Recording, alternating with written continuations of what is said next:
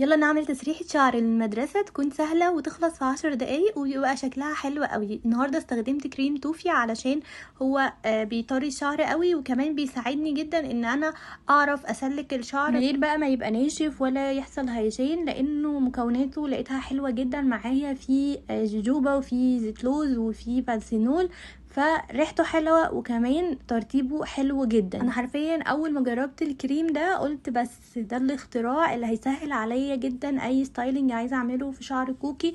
استنوا بقى تسريحات كتير، لان بجد الكريم ده مساعدني جدا وبيخلي الشعر شكله تحفه وصحي قوي. كمان استخدمته من عندهم الزيت، كله زيوت طبيعيه خطيره بترطب الشعر وبتديله لمعه حلوه جدا. هل اسكت على كده؟ انتوا عارفيني لا طبعا، لقيت المجموعه بتاعه الشامبو والكونديشنر والهير ماسك جبتها على طول لانها كلها زيوت طبيعيه. ومش بس كده، كمان جبت لكم برومو كود توفي كيدز 25 هيديكوا اكسترا ديسكاونت 25% على اي اوردر من خلال المسجات بتاعتهم.